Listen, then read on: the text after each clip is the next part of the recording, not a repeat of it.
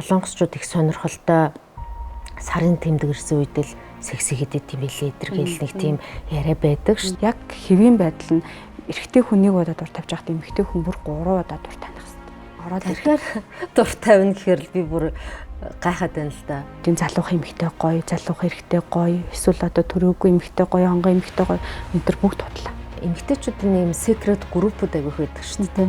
Тэр чэнс ингээ харж байгаад яг энэ асуултууд гарч ирдэг байна. Бэлгийн амьдралыг ерөөсөө садар гэж бодож болохгүй. Яа, хоёр ингээ яриа сууж байгаа зарим хүмүүс бэлгийн боловсралгүй хүмүүс ингээ орж ирэнгүүтээ шууд зүгээр садрын яриад байв бараг л те.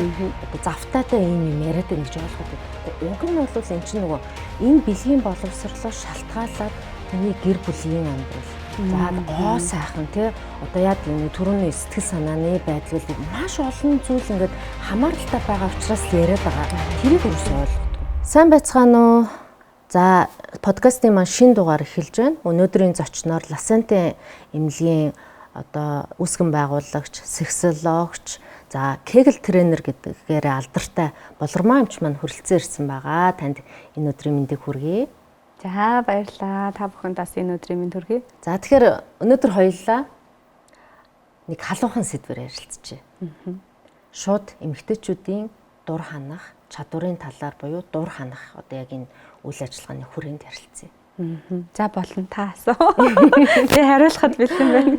За тэгэхээр хамгийн түрүүнд миний одоо мэдэх одоо шаардлагатай бусад одоо үзэгчдэд ч гэсэндээ одоо мэдэх шаардлагатай зүйл дур ханалт гэж яг юу юм бэ? Ихэнх хүмүүс дур ханах гэдэг зүйлийг буруугаар бас ойлгодог. За тэрийг бас мэддэггүй эмэгтэйчүүд их байдаг юм билээ. За дур ханалт бол маш олон төрлөөр одоо мэдээж дур хана эрэгтэй хүнч байсан, эмэгтэй хүнч байсан тий. Тэгээ маш олон төрөл байгаа. Энэ дээр зүгээр хамгийн чухал нь юу вэ гэхээр яг бие организмын хувьд, бие физиологийн хувьд үрийн шингэнийг, дурын шингэнийг ялгаруулад байна уу, тий? Бас нэг таашаал мэдрэмжийг тодорхой хэмжээнд өөрийнхөө тэр 5 мэдрэхүүг аль таашаалтайг ажилуулж байгаад бас аваад байна уу? Тэгээ аз жаргалын даврыг ялгаруулад байна уу гэдгээс шалтгаалаад бас дур ханалтууд бол үүсчихнэ. За ерөнхийдөө бол яг хуу мэдээж нөгөө хамгийн төгс дур ханалтч гэдэг юм уу те яг төгс дур тавилт бол яг одоо юу гэдэг нь бие сэтгэл зүйн хувьд те тархины хувьд биеийн хувьд булчингийн хувьд маш их хүчтэй бацалт өгч идэг. Дорын шинг, үрийн шинг маш их хэмжээтэйгээр ялгарч идэг. За дахиад дээрээс нь маш өндөр таашаал аз жаргалын дааврыг хүртэл одоо ялгаруулж идэг одоо таашаал байдаг. Тэгэхээр ерөнхийдөө бид нар ямар ч төвшөнд нөгөө бидний одоо бэлгийн амьдрал дээр байдаг штэ хурдан уу, даан уу, завтай юу, завгүй юу те бас нэг ажлын ачаалттай байна уу, стресстэй байна уу, за маш их одоо юу гэдэг энерги зарцуулах гэдэг нь үү, эсвэл маш бага зарцуулах гэдэг нь үү гэдэг юм уу те. Ингээд хүн ер нь өөрөө тодорхой хэмжээгээр өөрийгөө болон хамтрагчаа маш сайн мэдсэн. Өөрийнхөө дур ханах бүх одоо мэдрэмж цэгүүдээ бас ингээ олчихсон. Хамтрагч болон нөхрийнхөө бас тэр мэдрэмж цэгүүдийг олчихсон. Маш олон төрлөөр дур ханах сурахыг сурдаг байх ёстой гэсэн үг үндсэндээ. Тэгэхээр ер нь дур ханах дээр дур таашаал авах одоо дурын шингээ ялгаруулах энэ төр гэдэг дээр бол бас нэг чухал зүйл нь өөрөө яалтчгүй бие организмын эрүүл мэндийн асуудал айгуу сайн хөндөгдөж идэг.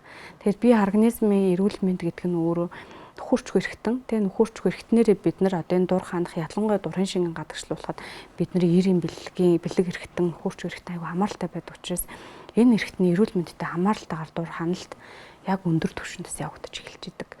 Зарим нөхцөлдөөс юу гэдэг тарих бид нар мэдж байгаа штэ дур ханалтч айгүйх тарих руу сэтгэл зүй рүү ороод ирчихдэг гэд тэ.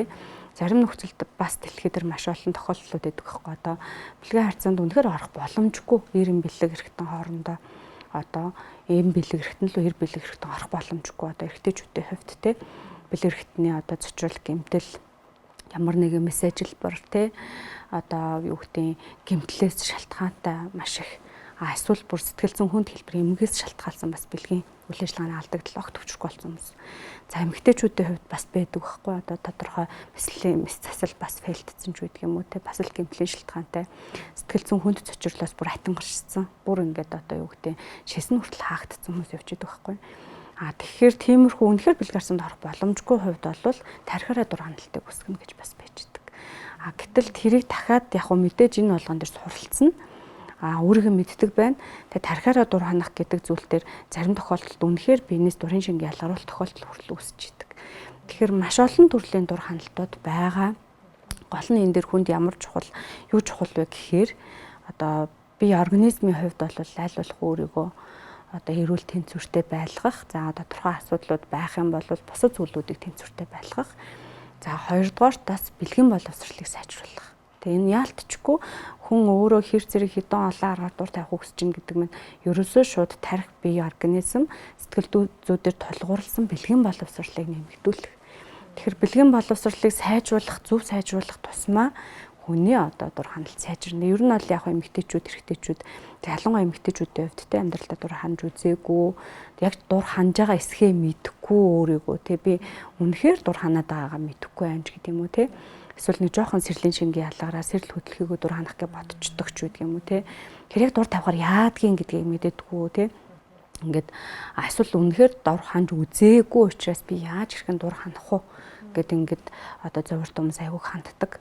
Тэгээ энэ дээр бас яалтчгүй яг дур ханал бэлгийн боловсролын суурь нь бол бид нар биенээ мэрсэн цагаас эхлээд авах хэрэгтэй байдаг.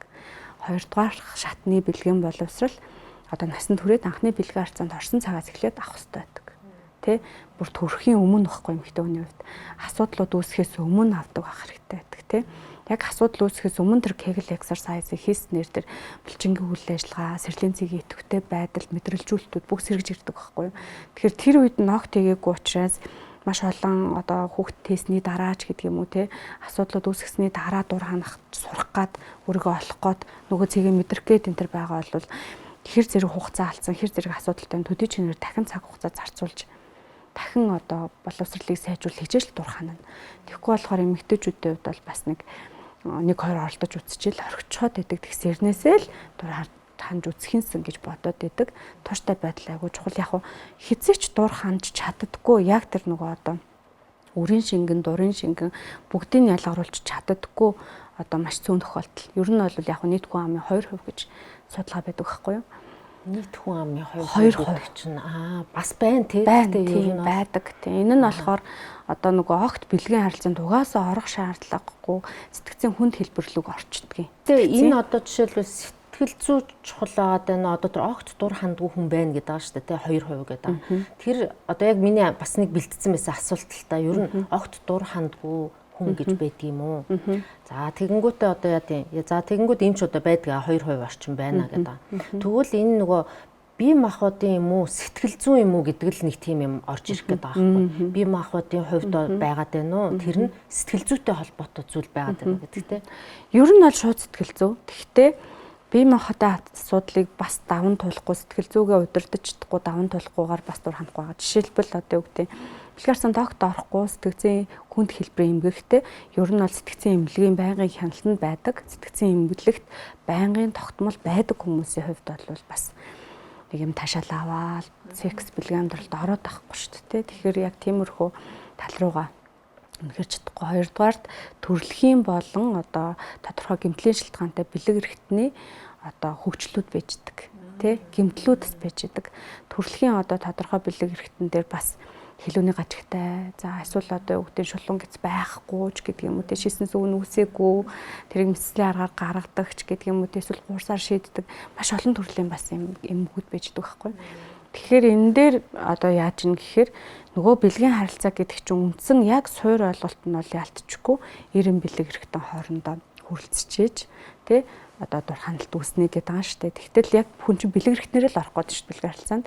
Гэтэл ялтчгүй бэлэг эрхтний юм тодорхой гэмтэл эмгэгүүд дээр нөгөө одоо юу гэдэг өөрөөр дур ханж би чадах ёстой бай тэ бас нэг юм даавар тэнцвэртэй байлгахын тулд өнчин тархиндаа тэр сэрлийн аз жаргалын дааврыг ялгаруулахын тулд тэ таашаал мэдрэмж авахд зөвхөн бэлэг эрхтнээр сэрлийн цэг байдаггүй юм байна. Одоо хөхөн дээр тэ бидний одоо тодорхой бас булчирхаанууд дээр байдаг юм байна ч гэдэг юм.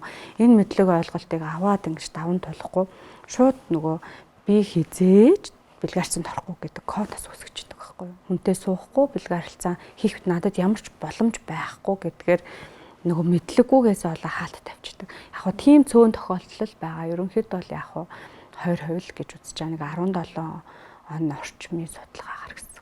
Эрэгтэй хүн бол бас мэдж байгаа тий одоо бэлгүүл ажиллагааны алдагдал буюу бэлгийн сулралд өртөөг үедээ байнгын тодорхой одоо юу гэдэг эсвэл одоо дурын шингээ ялгаруулах, эсвэл үрийн шингээ ялгаруулах, эсвэл хосолсон байдлаар одоо ялгаруулах те. Эдгээр ялгарч байхад ялгаруулж байгаа арга нь өөр маш олон байж байгаа байхгүй. Олон төрлөөр ялгаруулж болж идэг. Одоо хараад ялгарч болно. Гоё сайхан одоо өөрийнхөө дуртай эмэгтэйг те.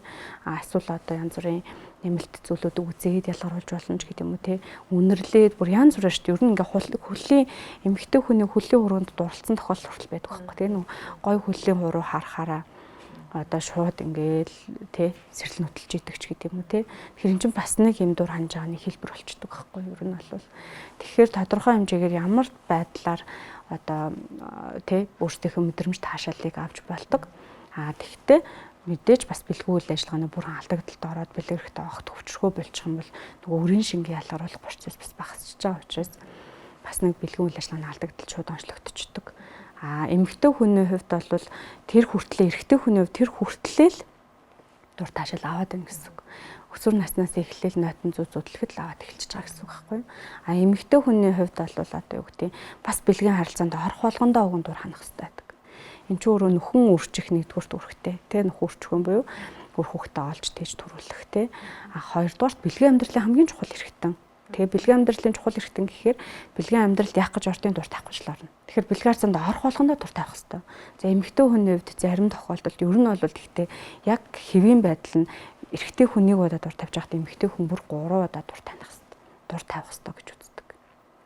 3 болон түүнээс дээш гэдэг байхгүй. Одоо юм erectile одоо тестинг гэж байдаг. Им график байдаг.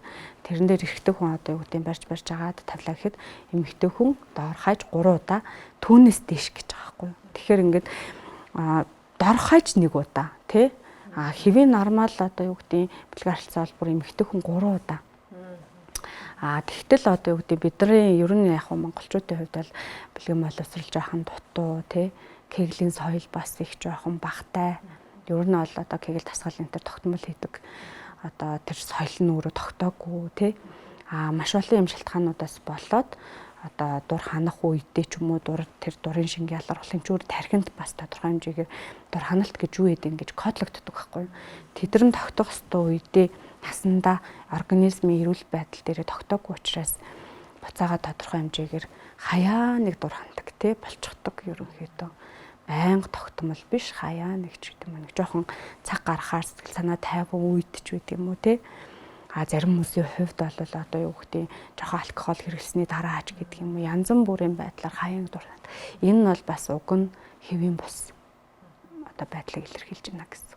Би урд нь бас сэтгэл засалч юм ч нөгөө Чикатай ярилцчихсан. Яг энэ талаар бас ярилцчихсан. Тэгээд тэрэн дээр бас тэгээ эмэгтэй хүн дур ханах айгүй олон одоо юу байдаг гэсэн. Тэ одоо төрөл байдаг гэдэг байгаа тий. Тэрийг илүүд бас дэлгэрүүлж ярмаар санагдаж байна л да.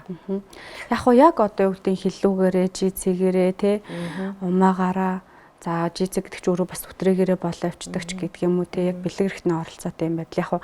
Яг тэр төрлүүд дээр яг нарийн цаана судлаад үзэхэр юу байдаг вэ гэхээр ер нь бид нар 5 метр хүүтэй. 5 метр хүү хүн болгон өөрөөр ажиллаулдаг тий. Зарим хүний одоо өнгөний мэдрэмж өөртөө нэг хүн цагаан өнгөн дуртай бол нэг нь улаан өнгөн дуртай гэдэг шиг тий. Ихэнх хүмүүс бол юу гэдэг мэдрэмжийн 5 метр хүүгээ тодорхой хэмжээнд зарим нэг ингээд алдаад яваад байдаг байхгүй юу. Тэгэхээр ер нь тэр дур ханалт гэдэг маань өөрөө бидний мэдрэхүүдэд салшгүй хамааралтай. Энэ мэдрэхүүнүүдээр дамжуулаад тархиндаас тодорхой хэмжээгээр тэр даавар, сэрэл мэдрэмж, хүсэл, таашаал, тачаал гэдэг нь бүгд гарч ирж байгаа байхгүй юу. Тэгэхээр үндсэндээ тэр мэдрэхүүнүүд хэр зэрэг ажиллаж гин гэдгээс шалтгаалаад тий одоо зарим хүмүүс бол хөмсгөн дээрээ сэрэлтэй байхад зарим нь хөхөн дээрээ тий зарим нь бүр ингээд гарын нэмгээ хэсэг дээрээ зарим нь хөлн дээрээ зарим нь бэлэг эрхтэн дээрээ янз бүрийн байдлаар одоо тэр хүрэлцэх мэдрэмж дээр бие организмын маш олон хэсгүүдэд өөр мэдрэмжүүд явж идэг байхгүй юу. Тэгэхээр ер нь бол яг өөрийгөө айгуу сайн би одоо яг ямар мэдрхүүгээ илүү хөгжүүлсэн юм бэ? Одоо аль мэдрхүү айгуу сэрлийн одоо цэгтэй мань илүү тий сэрлийн мэдрхүүдээр илүү хөгжсөн гэдгээ олох хэрэгтэй байдаг. Тэгэхээр тэд нар ингээд олох тусмаа тодорхой хэмжээгээр яг тухайн моментод тухайн хүн хэр зэрэг тодорхой мэдрэхүүгээ ажилуулж тий таашаал авч ийн гэдгээс шалтгаалаад дур тавилтын хэлбэрүүд ч бас тодорхойлогдоод гараад ирдэг. Тэд ид гэсэн тийм одоо юу вэ нэ тоо одоо яг тэр үгээрээ энүүгээрээ гэл одоо ингээл яриад идэм билээ шүү дээ. Одоо жишээлбэл хүрэлцэхэд хүртэл гэж байгаа байхгүй тийм. Тэр чинь ерөөсөө л одоо хүрэлцэхэд хүртэл гэж ярьж энэ 5 метр хүүдэр тулгуурсан дур тавилтууд тавлаа үүсгэх нь. За хүрэлцэх мэдрэмж гэхээр нөгөө бэлэг эрхтэнтэй хамааралтай дур тавилтууд үүсчихэж байгаа байхгүй. Энэ нь өөрөө одоо юу гэдэг хилүүгээр автрыгээр тэг умаагаар одоо бас шулуун гизээр энэ гэсэн юмнууд бас зөндөө байчдаг гэсэн. Гэхдээ би бол яг энэ сексологиг те Францаас, Италиас, Америкаас, Японоос суралцсан. Яг зорж очиж одоо Францад, Италид очиж суралцж исэн. Тэгээд яг энэ person helper дахиад дээрэс нь миний давуу тал яадаг вэ гэхээр яг Монголд 11 дэх жилдээ ер нь энэ эрэгтэй эмэгтэй хүмүүсийн те яг энэ бэлгийн одоо бэлэг эрэгтэнтэй хамааралтай нөхөрч эрэгтнүүдийн бүгдийг яг цусны эргэлт бацин солилцоотой хамааралтайгаар ингэж сайжруулах гэж бодит практикээр ажиллаж байгаа байхгүй. Тэгэхээр зөвхөн онол зөвлөгөө өгөх биш. Яг үнэхээр үр дүнтэй, үр дүнгүй эсхийг ингэж байнгын хяналтанд ор ингэж хэдэн мянган хүн дээр одоо тасралтгүй 11 жил ажиллаж байгаа гэсэн үг. Тэгээ энэ дээр би тулгуурлаад бас мэдээж нөгөө сексолог ч өөрөө одоо Итали, Францаас авах нэг өөр, Японоос авах нэг өөр, тий Америкийн сексологийн соёл өнцөг тэнд хөгжүүлж байгаа сексологч нарын эмчнэрийн одоо мэдлэг ур чадвар хөгжүүл бас өөр байхгүй судалгаанууд. Тэгэхээр миний хувьд зүгээр ямар үн цэнтэй ажилдаг вэ гэхээр Монгол бэлгийн боловсрал гэдэг зүйлийг илүү хөгжүүлж ярмаар санагдтiin. Олон нийтийн сүлжээгээр да ялангуяа. Зүгээр яг яалтчихгүй миний одоо цэрлэгийн мэдрэмж юм байна. Энийг энэ одоо зөв биш үү те. Яг ингээл тулцсан ирэхэд бол би бүх зөвлөгөөг өгч чинь. Гэхдээ Монгол байдлаар яагаад вэ гэхээр бид чинь 300 сая хүн амтай.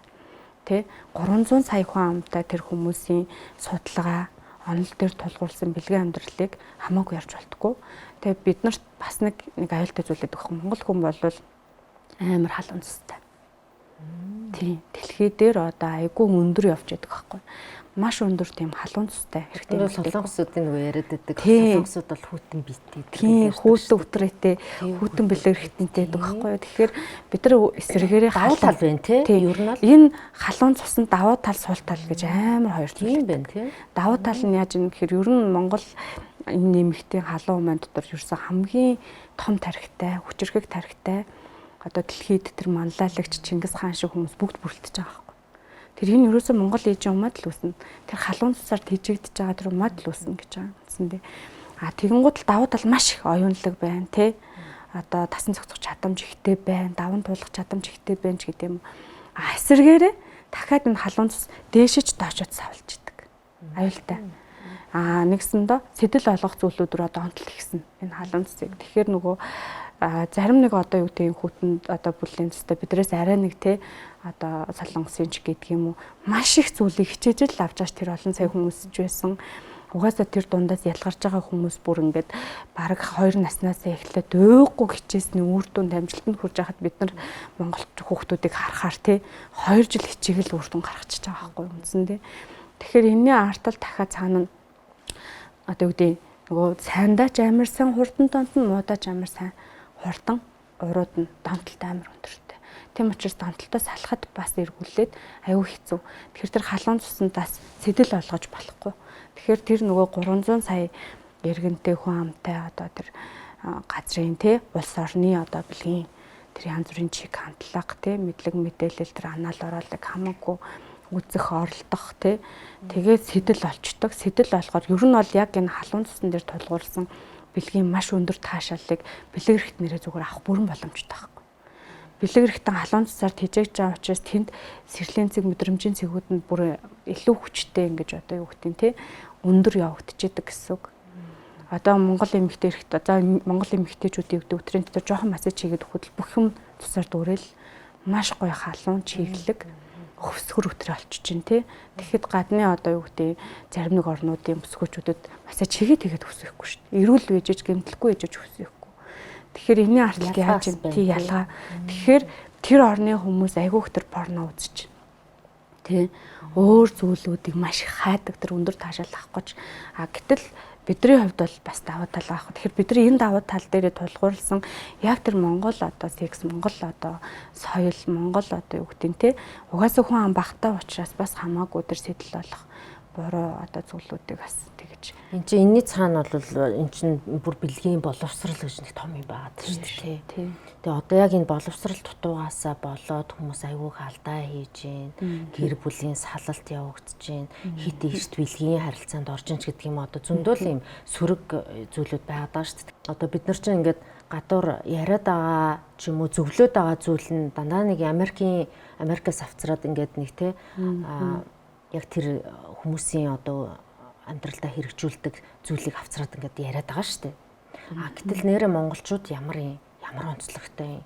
За энэ дээрс надаас нэг асуулт ургаж гарч ирээд байна л да. Одоо Европ гэж ярьж байна те.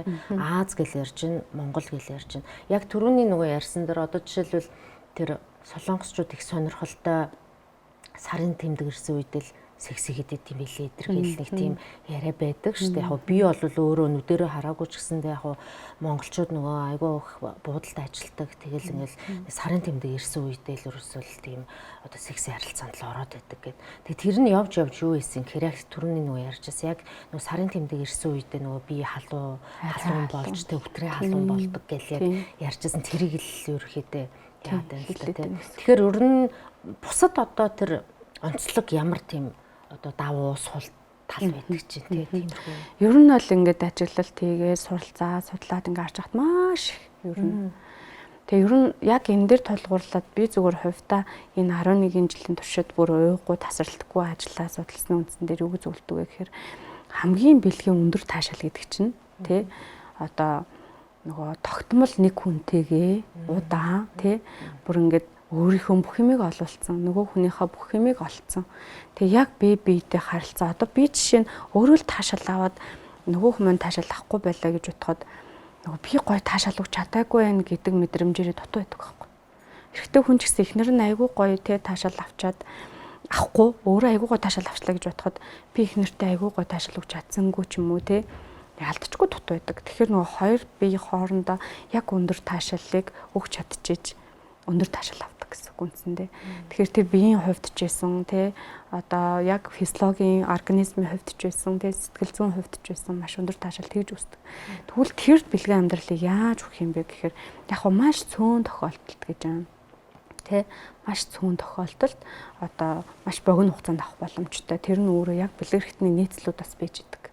Ер нь одоо бид нар яг давхраатай нүдтэй давхраагүй нүдтэй гэдэг шиг одоо урт эр бэлэг эрхтэнтэй богино өргөн нарийн эмэгтэй хүний өтрийч гисэн уужим гэдэг өөр өгдөг байхгүй юу ар хөнхрийн хэрийн гэд ингээд дундэр нам гэдэг шиг тэгэхээр тэн дээр айгүй нийцэлтэй одоо байлаа гэж бодоход цөөн одоо тохиолдлоор таашаал авах боломжтой. Тэрнээс биш их тохиолдолд удаан тогтмол яг нэг хүнээс өндөр таашаал авч таашаал нь улам нэмэгдэж явдаг байхгүй юу. Тэгэхээр нөгөө энэ бэлгийн амьдрал дээрээс ерөөсөө алдаад байгаа зүйл нь Монгол яг энэ бэлгийн соёл руу оруулахад ингээд алдаад байгаа зүйл нь одоо юу гэдгийг залуухан эмэгтэй гоё, залуухан эрэгтэй гоё, эсвэл одоо төрөөгүй эмэгтэй гоё, хонгой эмэгтэй гоё энэ төр бүгд тудлаа. Тэг ер нь бол тудлаа. Гэхдээ яг хөө мэдээж бас энэний арталт яригдах зүйлүүд идэг.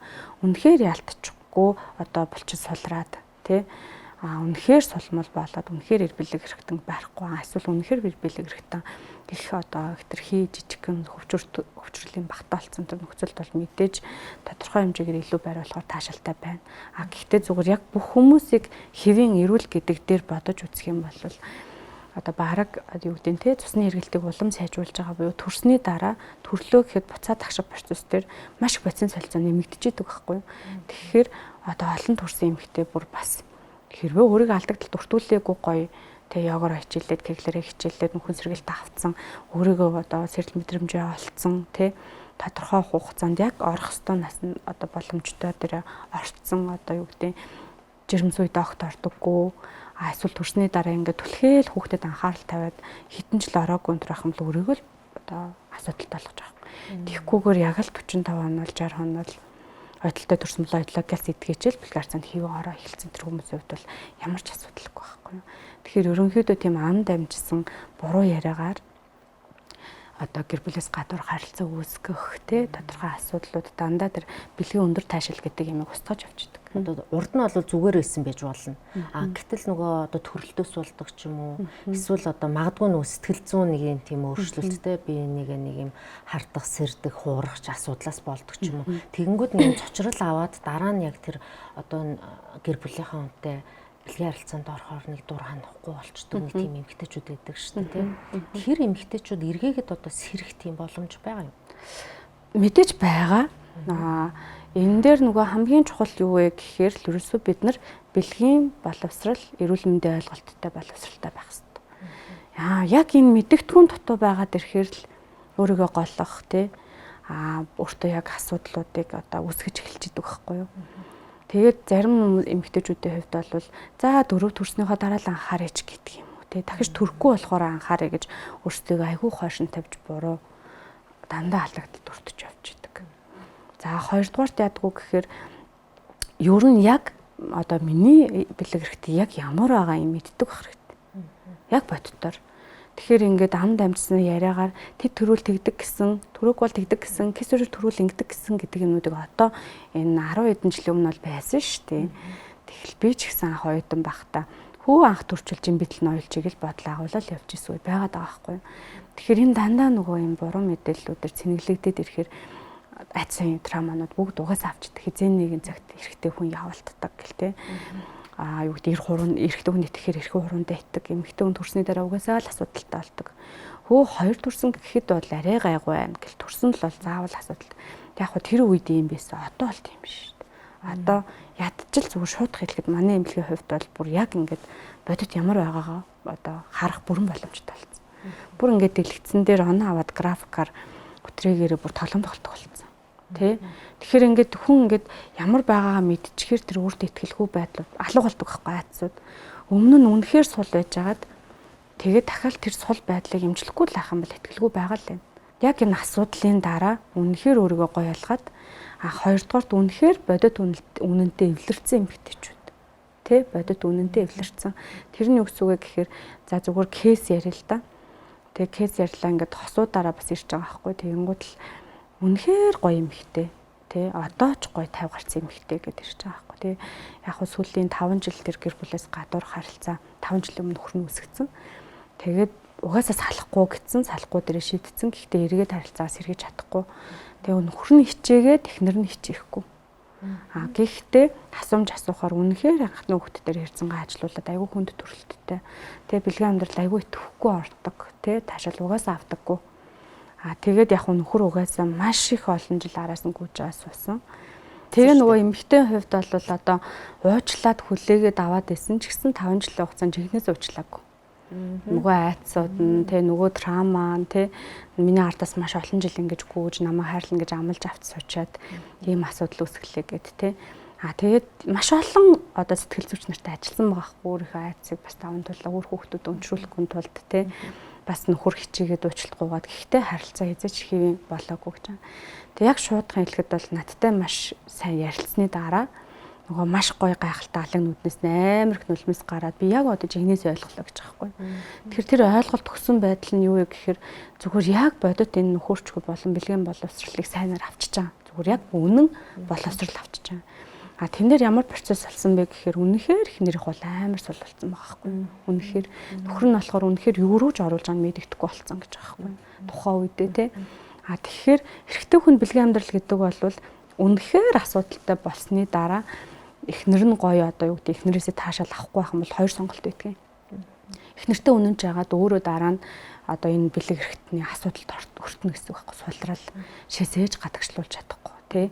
Бүр анхдаг чүтгэн шинэ гадагшлуулах тэр асуудал үүсдэг байхгүй. Эрэгтэй хүн тогтмол бэлгийн харилцаанд орохгүй бол одоо төрөвлөшөө томордог, шохоождог, бэлгийн сулралд ордог, шээс наагддаг. Тий маш олон тэм зоврордог.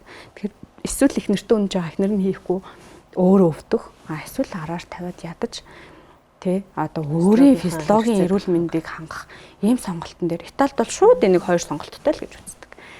Тэгэхээр нөгөө нөхөр чинь өөрийн залуухуу учраас өөрийн бас нэг яг анхдагч ядаж нөгөө харьцаанд орохгүй болохоор яг дүлж хийгээл эхэлдэг ч гэдэг мэддэг байхгүй хэрэгтэйчүүд тэрийгээ сонгоцсон.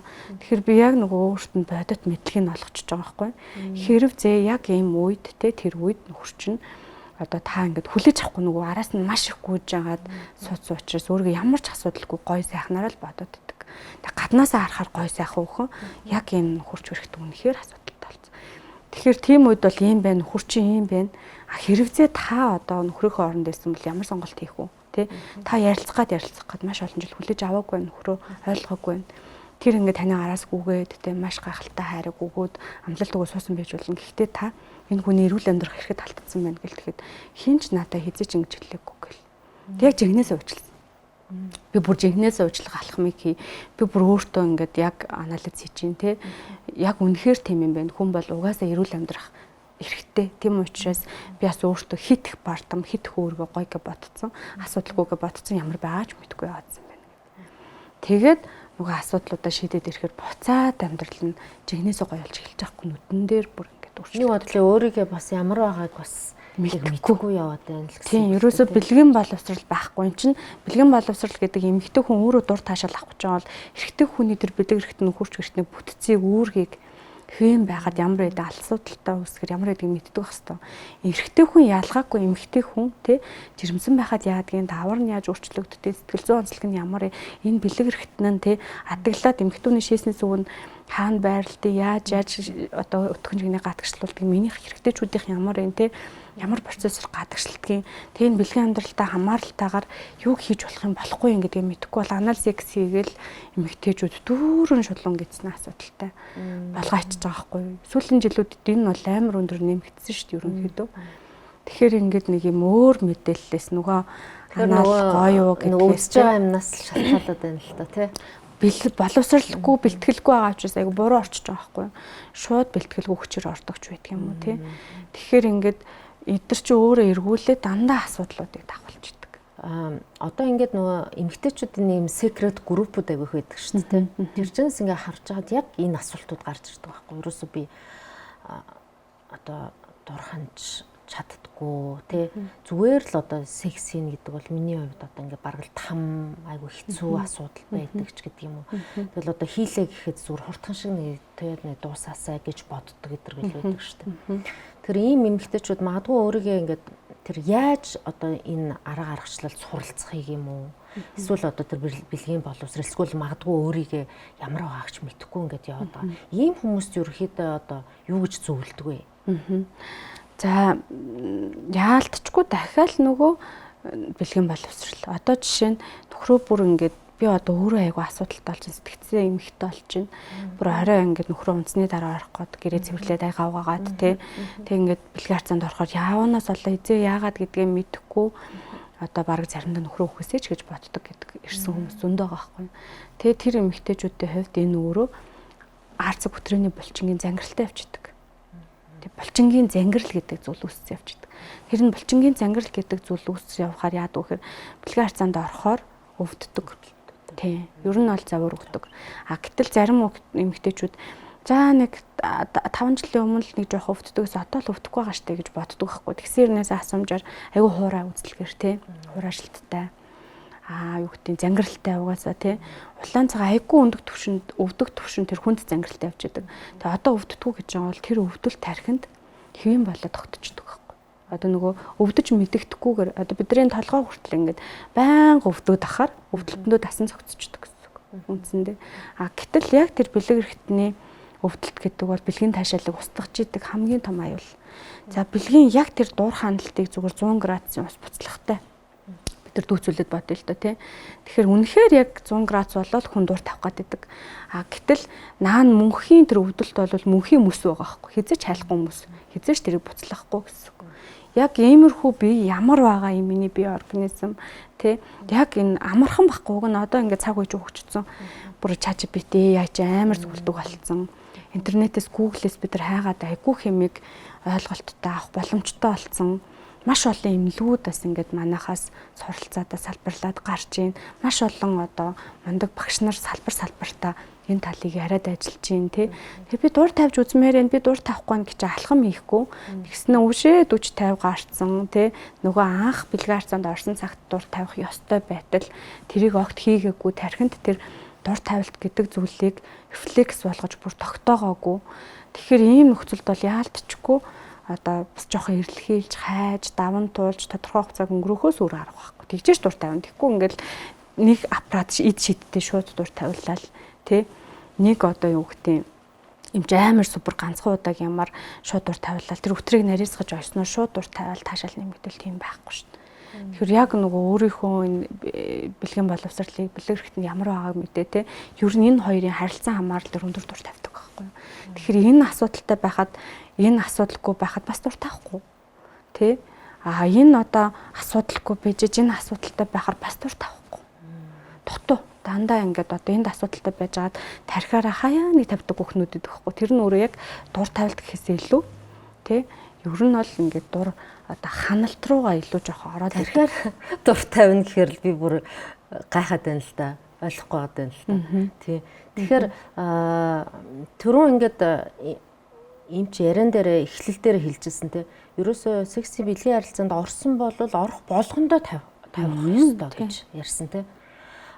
Гэтэл за ямар нэгэн байдлаар одоо стресстэй байх ч юм уу те.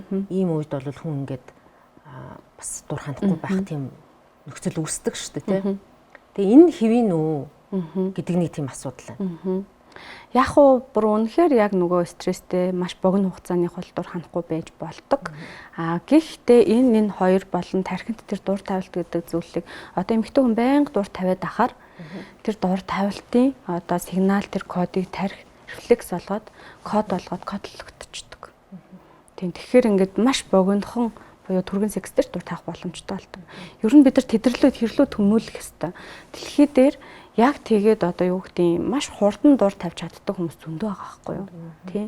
Тэр хүртлээ хичээж чадахгүй байгаа учраас л асуудлууд үүсэт юм. Тэгэхээр нөгөө хамгийн гайхалтай бэлгийн амьдрал одоо таашаал авж байгаа байдал чинь нөгөө одоо давтан байнга тогтмол дур тавьж нэг хүнтэйгээ тий маш гоё одоо ойлголцож хайрлаж халамжилж тий бүр ингээ гарын натгахтай хүртэл дур тавьдаг болох тохиолдлууд байдаг байхгүй юу үндсэндээ. Тэгэхээр нөгөө маш олон тийм хүмүүс бий болгож чадж байгаа учраас би айгу бардам юу гэж хэлээд байна вэ гэхээр ер нь бол хүн хичээгээ тогтмол тодорхой хугацааны дараа юугүй шууд маш хурдан тэгж тавина гэж байхгүй шүү. Чинь тодорхой байнга тавихын тулд бас нэг тодорхой 3-6 сар энэ хоёртойгоо ажиллаж ээж нэг болно тий. Тэгэхгүй нэг 10 хоног 7 хоног тэгсэн ш дур тавихгүй тий. Тэгээ нэг 3-6 сар нэг 2 жил тэр хооронд ч нөгөө бэлгийн амьдралыг хит холдуулж болохгүй хит ойртуулж болохгүй тий. Тэгээ мэдээж одоо юу гэдэг маш байнгын тогтмол дур тавих боломжтойгоор одоо юу гэдэг нэг эхний удаад дур тавьдаггүй байсан бол маш их бэлтжиж дур тавьдаг. Дараа нь тэр нь бас л бэлдээл энэ тий тэгжээж дур тавьдаг. Тэгээ дур тавих хугацаа багасаад ирдэг байхгүй юу? Тэгж жаад байн тогтмол одоо хурдан дур тавиад сураад эхэлчихээр баг дараагийн агсан төвшөнлөө яваа л гэдэг. Тэгэхээр бие организмаа би ямар байлгахыг хүсэж байна яг тэрний дагуу мэдлэгтэй болоод ирэхээр цаашраад эхэлчихнэ. Яг хэвийн дур тавьдаг үед бол одоо жишээ нь стресс тэгэхээр бүр нөгөө дур тавилтаар стрессээ гадагшлуулдаг хүмүүс маш их байдаг. Уурлахаар, ажил бүтээгүй болохоор ч юм уу те хоорондоо хэрэлдэхээр те маргалтахаар, үл ойлголцохоор бэлгийн харцаанд орчоод дур тавьчаад дэвлэрчдэг хүмүүс зөндөө байдаг байхгүй юу?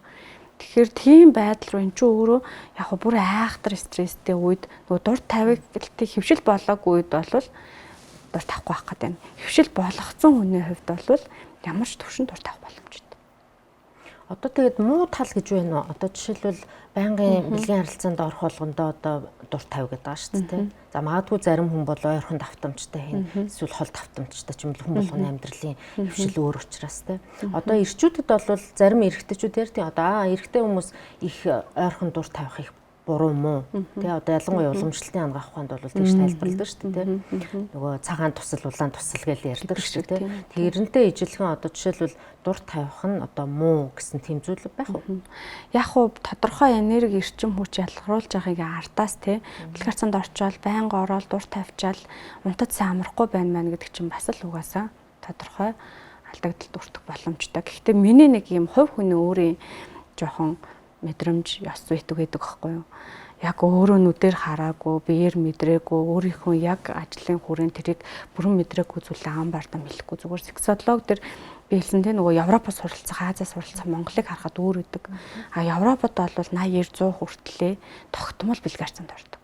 Бүр цаашаа сексологи гэдэг юу гэж харддаг гэхээр насан туршдаа өхөн хөхтлээ яаж бэлгийн харилцаанд ордог болох уу, тэр бэлгийн насжилтыг яаж насан туршдаа авч явах уу гэдгээр байнга тогтмол ордог. Тэр өдөр байна уу, шөнө байна уу, тэ өвөл байна уу, зам байна уу хамаагүйгээр ордог. Би организмаа тэрэнд ингэж тасан зохицуулах гэж хичээдэг байхгүй юу. Тэрийг тодорхой хэмжээгээр бэлгийн харилцаанд орсны дараа бас яаж бие нөхөн сэргээх үү гэдгийг мэддэг гэсэн үг үндсэндээ. Тэгээд тэр дур тавилтын процесс бэлгийн амьдралд зарцуулж байгаа энергицийг бие организм үйлдвэрлээд байгаа ш тэ. Тэрийг тэр үйлдвэрлэлийн процессыг сайжруулж явдаг гэсэн үг. Үнэхээр бидний хувьд одоо Монголд яалтчгүй уламжлалт тэгж үздэг байхгүй би асуудалж ийсэн. Хоёр үеийн анагаахаа Монгол уламжлалт талаасаа. Энэ үед бол одоо юу гэдэг аль алийг нь үгүйсгэж болохгүй. Яг миний бие организм чадчих нь үгүй байна уу? Үнэхээр тэн дээр доголдож гин үү? Тэ? Үнэхээр доголдохгүй байна уу гэдэг дээр зөвхөн миний яг тэр тархины чадамж болон энэ бэлэг эрхтний цэсний эргэлт бодис солилцоо хүчтэй байдал дээр маш хурдан дур тавьж чаддаг болох те хурдан гой таашаал авч болох чаддаг болох энэ төр бол тэгэж хүн бэлэг харьцаанд орчоод энерги алдаад биш штэ. Миний эргэн тойронд байгаа шавнууд болон миний хувьд те ерөөсөө тийм байхгүй. Бүр өглөөнөөс ихсийг л маш гой үйлч хийсэн, зунж байсан. 7 хоног тогтмол хийгээд заримдаа өдөр болгон хийгээд те бүр илүү залуужаад ирч мөчтэй бол гардаг. Тийм учраас би гэхдээ энийг хүн болгон тийм байсаа байна гэж хэлж байгаа биш те. Магадгүй тийм болох гэж би одоо жишээ нь яг өөрөө сексолог руу 11 жилийн өмнө орохдоо маш их нөгөө өөр дээрээ челленж тавьж эргэн тойрондоо маш тэг яг ингээд дагаад чиглүүлгээ аваад те анхаарад ингээд явж байгаа хүмүүсийн хувьд бол хэвийн багт байгаа. Эсвэргээрээ яадгүй гэхээр энэ нөгөө яг бэлгийн боловсрал талаас нь аваад үзэхээр нөгөө нэг идэвхтэй ороод нэг багсаал те энэ нь өөрөө бэлгийн сулралд хүртүүлдэг. Ер нь. Тэгэхээр бэлэг эрхтэн хөвчөрж ижил цусны эргэлт сайжирна. Европын анагаах ухаан талдаа тэр хөвчөр тусмаа сайн. Тэгэх тусмаа цусны эргэлт сайжирна, цусчлчин цусаараа байнга тийжигдэн, суц нь одоо хэвэн байна. Тэгэхгүй ингээд нэг ороод нэг багсаал те ингээд ирэхээр тэр бага уйлралд суц нь татангарчдаг байхгүй. Бодис солилцоо байхгүй болчихно те. Ингээд ирэхээр буцаага тэр яг бэлгийн эрүүл мэнд гэдэг талаас тоглоно гэж үздэг байхгүй. Тэгэхээр ерөнхийдөө бол яг хүн энийг өөрөөхөө анализ хийж үзэх ёстой. Өөрсдөө бас тодорхой туршилтуудыг хийдэг байх ёстой. Үнэхээр тэр идэвхтэй орсноор дороотоод ядраад те ингээд нойргуудаад энэ төр байгаа бол тэгэл багасгах хэрэгтэй тэр үйлрэлтээ. Тэгээ нөгөө идэвхтэй зуны үйлрэлтээ идэвхтэй болгох хэрэгтэй те. Нэр яг улирлаар яриад байдаг шүү дээ. Жишээлбэл хаврын улирал бол айгүй яг шилжилтийн бас их хатуу улирал байдаг учраас багасгах хэрэгтэй гэдэг тийм. Зуны улиралтай сайжруулах ч гэдэг юм уу юм хөө. Гэхдээ хүний бас ийм юм байдгийн болоо гэж бодоод байдаг шүү дээ. Одоо яг нэг хүн чинь өөрөө байглаасаа амтан шүү дээ тийм. Тэгэхээр амтан болвол ингээд нэг тийм орон гэл ингээл байдаг штэ. Яг тэрнтэй ижилхэн хүнд ч гэсэндээ одоо ингээ хүүхдүүдийн төрсэн байдлыг ингээ харахаар сексдэг илүү улирал юм уу эсвэл цаг байгаад байна гэж бас бодоод идэг тийм. Яг тэр тухайн хүний үнэт зүйл тухайн тэр хүний тийм мэдрэмж бас байж болно. Угаасаа зарим хүмүүс ч хавар ядардаг бол зарим нь амар ядардаг. Ер нь бид нар энэ бие организмыг юунаас олоо ядраад байгаа юм те. Юунаас эрчим хүч авах гэдгийг мэддэг хэрэгтэй. Нойр маш чухал. Угаасаа маш чухал. Дахиад уг нь бол явж бэлгийн амьдралын дараа айгүй чанартай нойр сайжирдаг байхгүй юу? Нойрны чанар илт сайжирдаг. Үнэхээр дур тавьж чадах юм бол. Тэгэхгүй дур тавихгүйгээр л баахан нойртол гэдэг тий.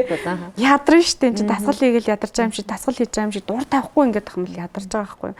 Тэгэхээр ингээ ядарч ядж байгаа хавар болцсон үед үнэхээр тэгээд ах юм бол тэр хүнд чинь болохгүй байна л гэсэн үг тий.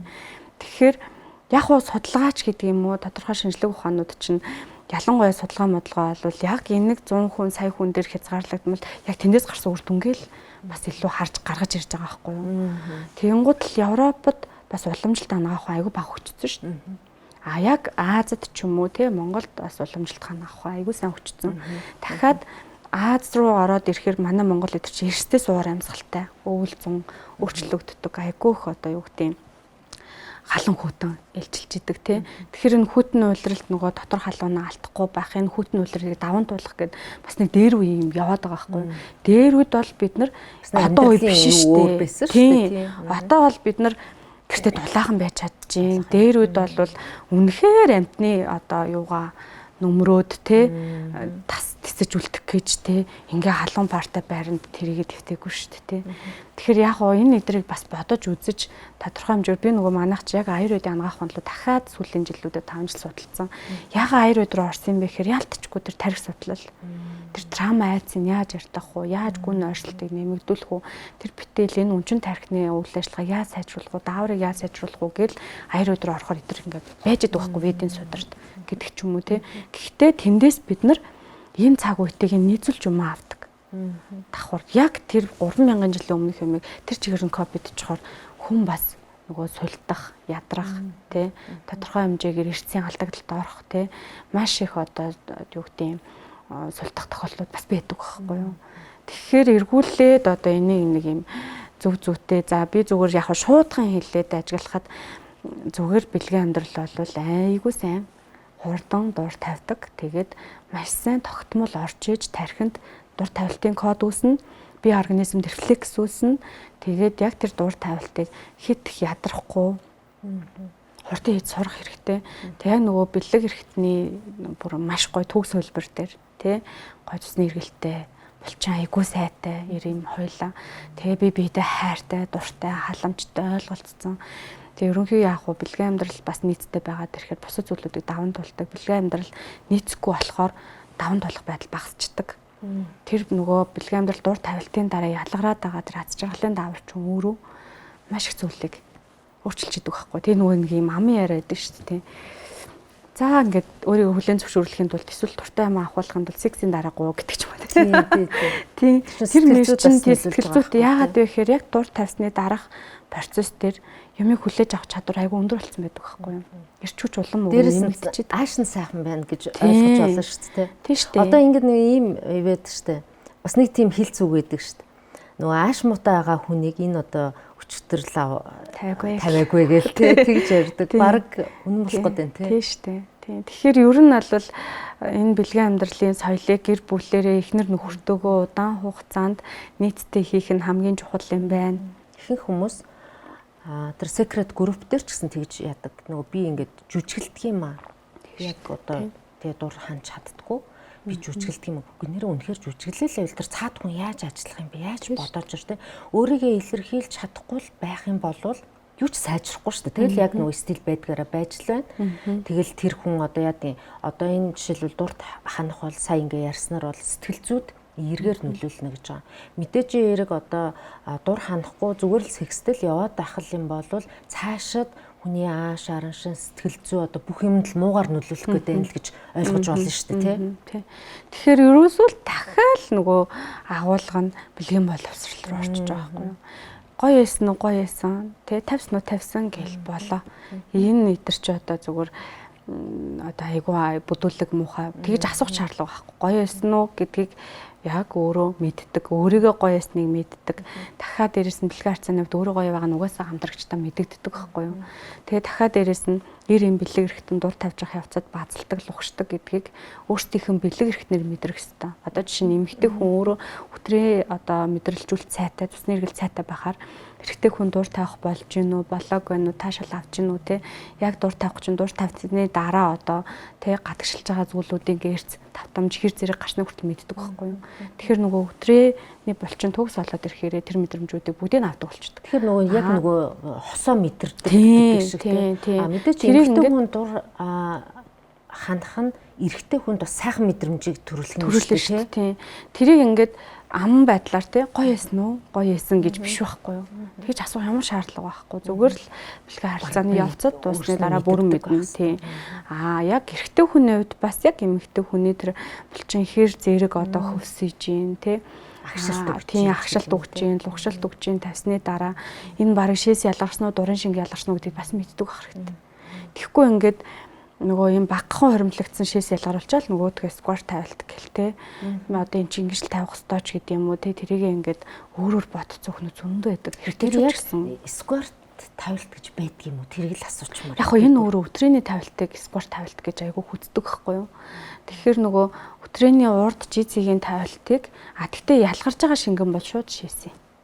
Ер нь бол тэгэхээр таашаал авж байгаа байдал үүсдэг тэн дээр яг хуу яалтчгүй булчин баазлаж тодорхой хэмжээгээр таашаал дурын шингэн бас ялгардаг байхгүй юу. Гэхдээ бүр нэг юм их шингэн ялгардаг ч угаасаа шээс. Бүр маш олон хүмүүс ингээд үгүй эгээ гүргээд идэг. Анатомийн хувьд тэнд тэм шингэн хоримтлагдах, бүр шив шингэн хоримтлагдах ямар зарим тэгээд идэг шүү дээ. Ямар ч үнэргүй, ямар ч юм баг юм тунгалаг байдаг гэдэг. Тэр угаасаа тэгэх боломжтой. Ягаад вэ гэхээр нөгөө давсганд анх шээс үүсэн шүү дээ. Тэр бид нар ингээд хүүхнүүд идэх байхгүй ингээд 0 орчоод ирээл сексэж байгаа. Тэгтээ скор тавьсан гэдэг. Тэгтэл 0 ороо давсгаа сулалцсан. Гэтэл 5 минутын дараа ч гэсэн тэр нь шээс хоримтлагч л байгаа. Тэгэхээр давсганд анх орж ирж байгаа шээс өөрөө удаагүй 1 2 3 цаг болоогүй шээс чинь өнгөгүй өнөргүй байдаг байхгүй юу. Тэгэхээр нөгөө шээг хугацаа болоод 50-аас дээш хувь ялгараад ирнэ штэ тий үсээд ингээ хоримтлагдаад тэр үедээ өнгөтэй өнөртэй болдог байхгүй юу. Тэр чинь удах тусмаа. Тэгэхээр нөгөө ихний яг хоримтлагдсан шээс чинь үнэхээр өнгөгүй өнөргүй. Бөөрнөөс ингээ суугаар ялгарч ирж байгаа шингэнж тийм л гарч ирдэг байхгүй юу. Давсганд байж захта өнгөтэй өнөртэй болоод удах тусмаа. Тэгэхээр угаасаа одоо тэр скварт дээр давсгийг хүчээр массажлж шээсээ гадагшлуулж байгаа байхгүй юу. Гэхдээ тэр процесс дээр нөгөө урд жизэг дээр массажууд орчдөг ч юм уу тийм учраас яалтчгүй зур дур тайлт давхар өсчдөг гэсэн үг. Тэнгуутаа нөгөө скварт гэдэг гадны орон ч гэсэн энэ яг шээсгэл хүлэн зөвшөөрөгддөг байхгүй юу. Зүгээр зарим нэг онлайн сургалтууд дээр бизнес олох гээд ч гэдэг юм уу нэг юм хандлт авах гээд ч юм уу яг анатомийн хувьд бол тэнд өнгөгүй өнөргөө тэм шингэн зүйл хоримтлагдах хаач үуч байхгүй. Би өмнө нь подкастн дээр бас сексологчтой ярилцчихсан. Жицэг байхгүй. Одоо ер нь бол хүний өөрийн жицэг гэдэг өөр газар байдаг гэж нэг тэгж ярьжсэн. Энэ ямар учиртай? Боломжтой. Байхгүй гэж бас шууд болохгүй. Яалтчгүй энийг нөгөө хамгийн сэрлийн өндөр цэг гэхээр хамгийн цусны урсгал хамгийн идэвхтэй байгаа зээл жицэг гэж хэлээд байна. Тэгээ яагаад вэ гэхээр хүнтэй ажиллах болно шүү дээ. Яагаад вэ гэхээр яг хөө гэхдээ нийтлэг эмэгтэйчүүдийн тэг өтрийн урд хананд 3-5 см-т байдаг гэж үзэж байгаа. Тэгэхээр энэ угаасаа ихэнх эмэгтэйчүүдэд угаасаа бүх эмэгтэйчүүдэд байх боломжтой. Яагаад тэгэж тодорхойлогддог вэ гэхээр нөгөө шээсний сүвийг хааж байгаа булчин бидрийг одоо шээсээ барих болон шээсээ гадагшлуулахад мөнхийн ажиллаж идэг байхгүй юу. Тэгэхээр бид нар тэр байнга ажиллаж байгаа учраас тэр хязгаарч цусны эргэлтэнд багасгүй цэгийн үндсэндээ. Тэгэхээр нөгөө яг шээсний сүвийн хонигч булчин гүтрээний урт талаас нь харж оруулж мэдэрж байгаа тэрийг жицэг гэж нэртэгдээд байна гэсэн үндсэндээ. Байхгүй байх тохиолдол байх юм байна тий. Одоо жишээл зарим эмэгтэйчүүдэд тэр нь одоо шээс нь үгүй л дээ. Одоо юу гэдэг юм ер нь бол тэрэн дээр идэвхтэй байж л байна. Яг хөө тэрийгэ нөгөө мэдрэхгүй ч юм уу, тэрийгэ идэвхжүүлэхгүй ч юм уу, тэрийгэ дур ханалт руу аваачихгүй ч юм уу тий. Тиймэрхүү тохиолдол зүгээр байгаа зүйлийг мэдрэхгүй байж болно гэсэн үг. Тэрнээс биш нөхөн болгон шээсний сүвтэй. Тэгээ яг тэр шээсийг хааж идэг булчин ч мөнхийн ажиллаж байгаа гэсэн үг байхгүй. Тэгэхээр тэр бол хамгийн идэвхтэй цэгэрэл байж байна. Зарим мэдрэхгүй л асуудал. Зарим одоо юу гэдэг яг тэр гэгэл мэгэл хийж байгаа ч юм уу эсвэл нөгөө тоо хэрэгэлдэг хүүхнүүд идэх байхгүй юу. Тэр тоо энэ төр хэрэглэхээр яг нөгөө гар нь одоо ингэж чаддаггүй те ингэж оруулж чаддаггүй ч юм уу эсвэл ингэж дандаа өөртөө ингэж ордог ч гэдэг юм уу. Тэгэхээр ингээд хөөе багшаа заримдаа бүр ингээд нэг жицгч өөр газар ингээд тий хоошоо мэдрээд ах юм баруун тал руу тэнд хэр зэрэг очиж массаж хийн тий тэрнээсээ шалтгаална. Тэр бүтэл эрэгтэй хүний бэлэг эрэгтэн ч өөрөө тодорхой хэмжээгээр бас юм мөрөд алий байдаг байхгүй юу. Нөгөө өсвөр наснаас эхлээд шотог бандаж руугаа урагшаа хийсэн байна уу, хоошоо цав руугаа хийсэн байна уу. Эсвэл одоо тодорхой төрч гэмтэл авч идэг, хугарч идэг тий. Тэгэхээр ингээд хаашаа далай байна гэдгээс шалтгаалаад өтрийн дотор байнга нэг хүнтэй нөхөр нь одоо ийм далай бэлэг эрэгтэн далай гэхэд байнга тэнд очиж одоо тий үрэлт үсээд байдаг тий. Ийм байлаа хэ тэр эмэгтэй хүний яг тэр цэг нэтгэвтэй болох жишээ гэж үү юм уу тий. Тэгэхээр ерөнхийдөө ерөөсөө мэдрэлжүүлэл цусны эргэлт бодис солилцоо гэдэг юм аягүй чухал болчихж байгаа байхгүй юу. Тэгэхээр бүх хэсгийг лаг гоё болгочих юм бол бүх байрлалаар дур тавих боломжтой болоод байна. Яагаад нэг цөөн байрлалаар дандаа нэг байрлалаар ч юм уу тий дур тавиад байна гэхээр ерөөсөө л яг тэр хэсэг нь л идэвхтэй байна гэсэн. Тэр нөгөө кегл дасгал одоо хоёулаа сэргээгээд ярил л да. Ер нь яг уу ихэнх эмэгтэйчүүдийн хувьд одоо нэлээ өдрөөний хэсэг суларч заарцгаар бол юм болчин суларцсан байдаг тий. Тэрнээсээ шалтгаалаад одоо бэлгийн дур ханамжинд нөлөөлдөг ч гэдэг юм уу. За энэ кегл дасгалаа ингээд хийгээд яг зөв зүйтэй тий сайн дасгалжуулалттай анханасаа зөв сураад ингээд хийгээд ахад тэр маань эргээд сэргийх бол бүрэн боломжтой. Тийш үү. Одоо бид нар 60 70 80 таач зүгээр гадна булчингууд дээр бодоод үцхээр фитнесээр хичээллээ л гой булчингуудаа сэргээж чадчих байгаа байхгүй юу? Тэр гэхдээ дур хандлт нь бас яаж нөлөөлөх вэ? Тийм. Ерөөсөө нөгөө кегел булчин гэж хэлээд байгаа. Кегел булчин, кегел дасгалчин, кегел булчингийн дасгал гэж нэрлэдэг байгаа. Тэр нь өөрөө бидний арцгийн ороолын булчин гэж үздэг байхгүй юу? Тэгэхээр энэ арцгийн ороолын булчин гэдэг чинь одоо юу гэдэг яг дурын шигний гадагшлуулах, тэг бэлэг эрхтнийг удирддаг хамгийн суур булчин байхгүй юу? Тэгэхээр яг тэр булчинг хөгжүүлж чадлаа гэж бодоход эмэгтэйчүүсэн одоо тэр булчинг бүрэн удирдах чаддаг болоход нөгөө эмэгтэй хүний 3 болон түүнээс дээш дур тавиад байгаа чинь тэрнээс болж байгаа. Үндсэндээ тэр булчин цаа ируулах хэвээр. Хоёрдугаар дур тавьчлаа гэхэд тэр булчин дээр чангалаа суулгахад шууд дахиад тавьсны дараа цэрлэн хөдлөөд нөгөө мэдрэлжүүлэлтийн дахиад ажиллуулаа эхэлчихэж байгаа байхгүй юу. Тэр дахиад дур тавьж гэдэг юм уу те. За эрэгтэй хүний хувьд бол яг барьдаг булчин. Тэр булчин хэр зэрэг хэдэн секунд барьж байгаагаас нь бэлгийн одоо чадамжийг шууд тодорхойлдог. Тийм хэр удаанд барих боломжтой юм шууд тодорхойлдог. Тэгэхээр одоо бол юм хөгжсөн учраас тодорхой хэмжээнд би ямар агаагааж мэдэхгүй жоох асуудалтай болцсноо нөгөөдхөө ингээл тий эмчид үзүүлэхээсээ айдаг, ичдэг, санаа зовдөг, мэдлэггүй, бэлгэн боловсралгүй байж байгаа хүмүүс бол бэлгэн боловсрал чинь хүний хамгийн чухал боловсрал. Эрүүл мэндийн боловсрал. Тийм би бол яг хувьдаа эрүүл мэндийн боловсрал та ялангуяа бэлгэн боловсралтай хүнийг айгүй боловсралтай гэж хүндэлдэг. Энэ боловсрал дутуу хүмүүсийг 1000 доктор хамгаалсан байгаад 1000 гоё машинтай хаустай байгаад би нөгөө миний хүнлэх мэдрэмж бол байгаа. Яагаад вэ гэхээр энэ хүний анхдагч дааврын зохицуулалт. Эрүүл мэндийн асуудал, өөртөө ихтэй байдал, хайрлаж байгаа байдал, өөрийгөө хайрлаж байгаа байдал, өөрийгөө олж байгаа байдал тий. Өөрийгөө энэ бие организмыг судлаагүй, олоогүй гэж одоо тэр 1000 доктор олоод яахав тий. Тэгээ хүний амьдрал чинь зөвхөн 50 60 хүртлээ ингээд нөгөө боловсролын хувьд бол тий нэг юм карьер яваад нь шүү дээ тий. Тэгэхэд хүн ер нь юуны төлөө одоо амьдраад байгаа этгийн төлөө яваад байгаа мó тий эсвэл амьдрахын төлөө идээд байгаа мó гэдэг дээр одоо юу гэдэг амьдрахын төлөө идэж байгаа тий. Тэгвэл насан туршдаа 80 хүрэх ёстой тий дундаж наслалт бол уг нь 80 ахгүй юу. Японч 94-гээ зарлцсан монголчууд ч нэг 60 гэдэг л. Тэгтэл ер нь дэлхийн дундаж наслалт бол дунджаар 80 тий 80 хүрэхтэй ямар ч асуудалгүй эрүүл амьдрмаар байгаа хгүй юу. Ер нь тэр эрүүл амьдрахад асуудалгүй эрүүл амьдрахад ер нь бол бэлгийн боловсрал нэгдүгээр. За бэлгийн амьдрал тогтвортой, тогтмол одоо таашаалтай байх тусмаа ялгаагүй санхүүж гэсэн сайжирна. За би бол энэ дээр амар итгэвтэй. Яг ийм боталтай байдаг. Тэгээрээс хайруулсан гэсэн. Тэгэхээр тийм амжилт тийм ер нь бол даавар яг зөв. Тэгэхээр яалтчгүй нөгөө одоо даавартай маш их хамааралтай бэлгийн амьдрал ч өөрөө тэр бэлгийн амьдрал тэр булчингийн үйл ажиллагаа тий тэр одоо өөртөө итгэл бэжэж бид нар маш амжилттай олон зүйлийг зэрэг хийж чаддаг.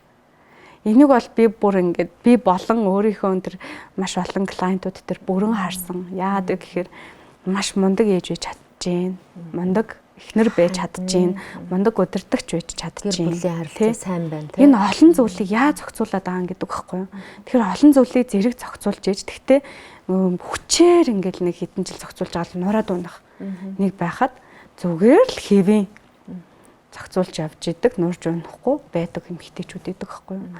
Тэгээ тэн дээр зүгээр ингээ харахаар үнэхээр бэлгийн чадамжтай, таашаалтай, дур таашаал авдаг өөрийгөө олцсон мэдэрсэн эмэгтэйчүүд идэг ер нь. Тэгээ яагаад вэ гэхээр сэтгэл зүйн одоо готролд өртөд идэггүй. Даавар маш их тэнцвэртэй байдаг. Нойр айгуу сайн чанартай байдаг. Ерөөсөө нойрны чанар бол маш чухал. Тэгэхээр нойрны чанар айгуу сайжирдаг байхгүй юу. Тэгэхээр л нөгөө жингийн илүүдэлгүй байх боломжтой байгаад байгаа байхгүй юу. Нэгдүгээр аюул сайн дасгал хийж байна. Хоёрдугаар дааврын тэнцвэртэй байдалд байна. Гуравдугаарт бол одоо мэдээж сэтгэл санаа тогтворгүй байвал тархалт одоо нэмэгддэг гэдэг байгаа шүү дээ. Тэгэхээр байх боломж бас байгаад байгаа байхгүй. Тэгээ бүр шууд ингээ хэлэх юм бол бэлгээр цан тэтгэвтэй орж байхад бидний хоол боловсруулах хэрэгтний бодис солилцоо сайжирч идэг. Тэ хэвлийн хүндийн эрхтнүүд чинь маш сайн ажиллаж идэг. Өтгөн атал байхгүй байдаг. Тэгэхээр биес өтгөнөө сайн гадагшлуулад, биес тэр шээсээ сайн гадагшлуулад ирэхээр биед хор үсэхгүй байхгүй юу. Тэгэхээр энэ өтгөн шингэн ялгаруулах процесс дээр биеийн эрхтний өвдөлт бүгд үсэж идэг. Ер нь. Тэгэхээр ингээд энэ нөгөө бэлгээр цан тэтгэвтэй орох чинь давсагтай шууд хамааралтай, шулуун гидтэй шууд хамааралтай. Хэвлэлийн хөдөлгөөнтэй маш их хамааралтай. Одоо эмэгтэйчүүд таазны хөдөлгөөнийг нэмэгдүүлсэн дасгал хөдөлгөөн сайн хийж явах хэвээр тий. Яг одоо бусад тий энэ сорилт бүгдийг хийж явах хэвээр. Доороо ажиллагаатай байх хэрэгтэй. Хөдөлгөөн бас айгуу гоё юм билээ. Тийм шүү дээ. Тийм. Би тэр мэрийг айгуу дэмждэг. Яг энэ бүслийн энэ бүжиг бол угаасаа л яг одоо хүн эмэгтэй хүний бүх одоо зүйлийг сэргээж өгдөг. Тэгээ бэлгийн хацаанд орохдоо ч гэсэн айтаахан хөдөлгдөг. Гоё хөдөлдөг тий. Тэр бол үнэхээр тэгээ таашаал өөрөө авчдаг тий. Ийм байх юм бол одоо ерөөсөө би эрүүл мэндийн тэр одоо цогц зүйл чинь бас үүсчихэж байгаа хгүй. Бэлгийн амьдралыг ерөөсөө садар гэж бодож болохгүй. Гэхдээ яг тэр бодол бол ямар түвшинд үүсэх ёстой вэ гэхээр үнэхээр олон автагчтай.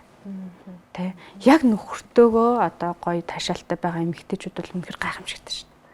Тий. Үнэхээр одоо юу гэдэг айгуу мундаг эмэгтэйчүүд тэгээ одоо ер нь ингээ харахад үнэхээр мундаг эмэгтэйчүүд тэрэнд анхаардаг. Тий. Үнэхээр мундаг. Тэгэнгүүт одоо ингээд эн чин бэлгийн боловсрлоо сайжруулчих юм бол одоо түрүү нөгөө хэлжсэн штэ удаан байсан хавтагчаасаа илүү хүн дур ханамжийг авдгаа гэдэг тийм ээ. Тэгэхээр чи эн чинь нэг бодлын бүр айгүй гоё мэдээлэл байгаа байхгүй. Яг бол одоо орчин үед чи ерөөсөө л нэг тийм гэр бүлийн асуудал дандаа л нэг мараар тавил эсвэл одоо яадгийн те нөгөө бэлгийн амьдрал нь одоо нуран унтсан имэл зүйл талаар яриад байгаа штэ. Секрет групп дээр ч гэсэн даа л нэг тим юм битсэн эмгтээчүүд байгаа байхгүй. Тэгэхээр ерөөсөө л одоо хүн рүү буруу мууг чихэх гэхээсээ илүү өөрснөө бас бэлгийн боловсрлоо сайжруулах хэрэгтэй. Одоо жишээлбэл бит хоёр ингээ яриа сууж байгаа зарим хүмүүс бэлгийн боловсралгүй хүмүүс ингээ орж ирэнгүүтээ шууд зүгээр садар юм яриад байна бараг л те. Одоо завтаатай ийм юм яриад байна гэж ойлгоод байдаг. Уг нь бол эн чинь нөгөө энэ бэлгийн боловсрлоо шалтгаалаад хүний гэр бүлийн амьдрал за гоо сайхан тий одоо яад гинүү түрүүний сэтгэл санааны байдал маш олон зүйл ингээд хамааралтай байгаа учраас л яриад байгаа. Тэрийг өрөөсөө ойлгохгүй. Тэгэхээр л нөгөө бит хоёр суучаад нэг завтай хоёр хүүхэн садар самуу юм ингээд нэг тийм сурчлаад дээр үед яадаг гэсэн гэж бүх орон заяа орны түүхэндээ манай Чингис хаан хүртэл эхнэрээ зүгээр сонгодоггүй. Тэг яг умаа сайтай эмэгтэй л сонгодог. Яагаад вэ гэхээр умаа сайтад тий удмаа үлдээж удмаа ирүүл тээж төрүүлэх гээд байгаа байхгүй юу. Төрөх процесс хүртэл энэ умаа одоо тооноос тэр булчингийн үйл ажиллагаа зүсний эрхлэлтэй маш хамааралтай. Тэгээд дур тавдаг байдаг тий тэр эмэгтэйчүүдээ. Тэгэхээр яадгүй гэхээр эргүүлээд одоо юу гэдэг бид нар энэ ч өөрөө удмын асуудал Монгол хүний одоо тий энэ цэвэр цусны асуудал хүртэл хөндөгдөж ирдэг байхгүй юу. Ер нь тэгээд одоо бас айхтар болцсон шүү дээ. Яагаад ер нь багаас нь ингээд айгүйх тоочглж гин тий. Тэгээд яг нэг юм айгүй боловсралтай хүмүүс, жинхэнэ боловсралтай хүмүүс болвол бүр багаас нь энд нь анхаарч гин. Тэгээд багаас нь яаж анхаарч гин гэдэл одоо бэлхэн боловсралыг өгöd ах нь биш үү шүү дээ. Ингээ секси гэдэг ерөөсөө биш. Багаас нь яаж анхаарч гин гэхээр зөв сууж сургаж гин. Тэ зөв хөдөлгөөнтэй байлгаж гин. Тэр булчин сулрахаас сэргийлж гин. Тэ тэр буруу шээж, буруу нойлд удаан суухаас сэргийлж гин. Энэ ирээдүйд умаа сайтай байжж одоо тий сайн хүүхдэд төрүүлнэ ч гэдэг юм уу тий өөр хүүхэд нь асуудалгүй энэ боловсралтай хүмүүс бол айгүй мундаг нэг судлаа мэдчихэж байгаа. Ядарч л нөгөө гэр бүлийнхаа харилцааг ингээ удаан хугацаанд тий айгүй чанартай авч явж шээ бас тий. Чингис хаан одоо маш багтаа гэж байгаа байхгүй одоо Тэмүүжин Бүртөөжинг тий нөгөө юм давааны цаана гэдэг хогнооц товчондөр байдаг. Шээж зүгээр ингээ цаашаа харж шээж байгаа эмэгтэй хүүхдийг шээж байгааг нь сонсоод таньжин гэж. Яг Тэ.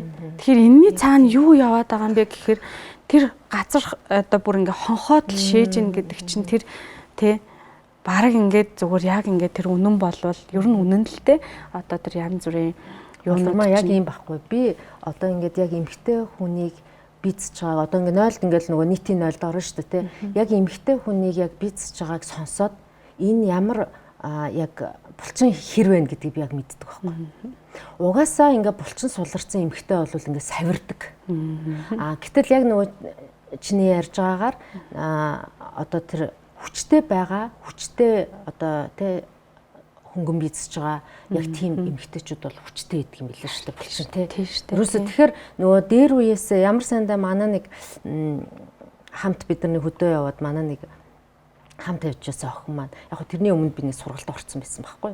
Тэгээд яг хамт нөгөө бизнесад ингэжсэн чинь багшийн одоо булчин хэр байна гэдгийг би шалгачаад ирлээ бүр тэгжсэн байхгүй. Тэгж бүр бид нар нөгөө тоглож жок хийжсэн тий. Тэгэхээр өөр нь бол баг дээр үеэс шууд энийг бол мэддэг байсан юм байна гэдэг тий. Ерөөсөө л тэгээд төрсний дараа баада идэрч ерөөсөө умайг дээшин сойдог, давсгийг дээшин сойдог, доод болчингоо хөнжүүлэхгүй дээшин сойдог, соёлоор хийдэг байсан болохоос зөвхөн гадна гэцэр нарийсах гаагүй. Одоо ч бүр эсэргээр аваачаал бэлхүүсээр нарийсгал хамаг юмын доош нь дарчдаг тий. Гадна татал нь одоо нэг гоё дотор талдаа байхгүй болсон. Гаднаас айгүй фитнес үнэхээр бас ирдэг хгүй лах гоё бий тий. Үнэхээр мдэггүйгээс олоод бодоо олгоцсон тий. Харин тий. Тэгэхээр ер нь бид нар энэ бүр багаас нь эхлээл Монгол эмэгтэйчүүдийн энэ умаа асуудлыг айгүй сайн анхаарад хүүхд ээж болгон эрэгтэйчүүдийн эмэгтэйчүүдсэн тий одоо эрэгтэй залуучуудын бэлгийн сулрал айгүй эрт болсон. Бэлгийн одоо бэлгэрхтний хөгжил маш бага болцсон тий. Тэгээ тэр хүүхдүүдийг харахаар өтгөө хаталтай, харшилтай, хөвлийн дараалттай хүүхдүүд маш их баг жишээ нь. Удаан сууж компьютер нүүдэж тоглодог хүүхдүүд маш их баг жишээ нь тий. Тэгэхээр бид нар ерөөсөө л энэ дээр үеийн бидний соёл хөвшилд бол энэ ерөөсөө хамгийн чухал сонгодог. Энэ нэстэг гаднаасаа гоё гарцтай нүдтэй биш тий. Энэ умаа сайтай учраас энэ Тэмүүжингийн эхнэр болно гэдгийг сонгогдсон байсан байхгүй. Ядчил шууд галбираараа л мэдрэгдэж байгаа шүү дээ. Ер нь мэдрэгдэж байгаа тийм. За тэгээд сонирхолтой ярилцлага өгсөн Болормоо эмчтэй бас баярлалаа. Тэгээд яг хоо бэлгийн боловсрал гэдэг зүйл бол биднээс маш олон зүйлтэй холбоотой юм аа. Бид цаашид одоо өөрснийгээ эхлээд мэдээд үр хөвгтэй ч гэсэндээ цаашид бие авч явах соёлыг суулгах маш чухал одоо нарийн зүйл юм аа гэдгийг бас хоёр бас дурдаад амжлаа. Тэгэхээр хүн болгон бодно эцтэй тийм ээ. Ялангуяа ээж хүн бол ээжээс хүүхдийн хүмүүжил бүхэл юм шалтгаалдаг. Тэгээд ядаж өөрийгөө мэддэг байгаасай. Гэр бүлийн асуудал цаашлаад одоо ингээд түрүүн амжилт хүртэл ярьжсэн тийм. Энэ бүх зүйл одоо яалтчгүй бид нар дур тавих тухай ярьж байгаа боловч энэ бол наривчлаад ярих юм бол маш том ухаан болоо явчихж байгаа. Амьдралын бас их том соёл болоод явчихж байгаа. Тэгэхээр энийг бас нэг юм өөрсөн рүүгээ нэг өнгөж хараасаа гэж бас бодож байна. Тэгээд таны ажилд амжилт хүсье. Баярлалаа. За баярлалаа. Та бүхнээс дараагийн энэ сэдв подкастуудад амжилт хүсье. Яг нэг юм үнэт зүйлтэйгээр те агуулгаа харж бас нэг юм хүнд хэрэгцээтэй ч гэдэг юм уу те сэтэл олгох сөрөг буруу биш. Ийм гоё подкастуудыг бол тогтмол байнгын хийдэг байгаасай. Тэгээ танай подкаст ч гэсэн дараагийн маш олон дугаарыг бичээсэй гэж хүсэж байна.